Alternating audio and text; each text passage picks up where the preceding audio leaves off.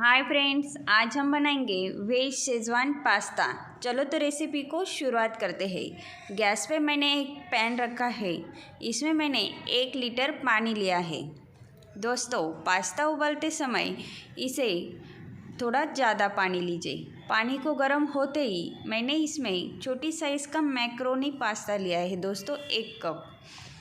आप चाहे तो कप की जगह पे कोई भी बर्तन या कटोरी का इस्तेमाल कर सकते हैं। यहाँ पे मैंने 1 चम्मच तेल डाला है ताकि पास्ता एक दूसरे को बॉईल होते समय चिपके ना, बिल्कुल खिला खिला रहे। आप इसे 3 से 4 मिनट के लिए मीडियम फ्लेम पर बॉईल कर सकते हैं।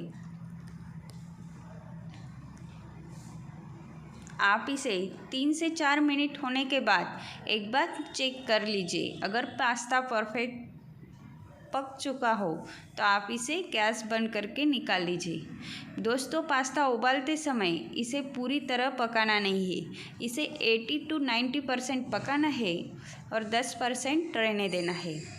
हमारा पास्ता परफेक्ट बॉईल हो चुका है।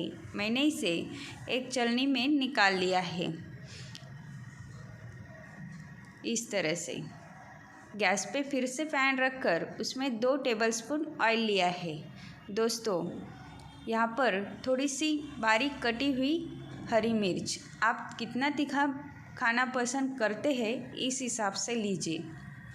1 चम्मच बारीक कटा हुआ लहसुन। मीडियम फ्लेम पे इसे थोड़ा सा पका लेंगे। यहाँ पे मैंने थोड़ा सा गाजर काटा हुआ लिया है बारीक। 1 शिमला मिर्च ली है बारीक काट कर और 1 मीडियम साइज़ की प्याज ली है बारीक काट कर। सब्जियाँ आपको पास्ता में कौन सी पसंद है, आप अपने हिसाब से भी इसे ऐड कर सकते हैं। सब्जियों को मीडियम फ्लेम पे 30 से 40 सेकंड के लिए पका लीजिए। थोड़ी सी सॉफ्ट और थोड़ी सी क्रंची होनी चाहिए। बिल्कुल पूरी तरह सॉफ्ट नहीं रखनी है दोस्तों। इस तरह से थोड़ा सा पकाने के बाद इसमें मैंने 2 मीडियम साइज़ के टोमेटो को बारीक काट कर लिया है। इन्हें अच्छे से मिक्स करेंगे। टोमेटो को जल्दी से पकाने के लिए मैं इसमें थोड़ा सा नमक ऐड कर रही हूँ, बिल्कुल 1 पिंच जितना, ताकि हमारा टोमेटो जल्दी से सॉफ्ट हो जाएगा। कुछ सेकंड्स के लिए मैंने इस तरह से ढक्कन रखकर पका लिया है। आप देख सकते हैं टोमेटो का भी कलर चेंज हो चुका है। अब हम इसमें ऐड करेंगे मसाले। यहाँ पे मैंने आधा चम्मच कश्मीरी रेड चिली पाउडर ली है, 1 टेबलस्पून शेजवान सॉस लिया है और 1.5 टेबलस्पून टोमेटो केचप लिया है और हमने बॉईल किया हुआ पास्ता। इन सारी चीज़ों को अच्छे से मिक्स कर लेंगे।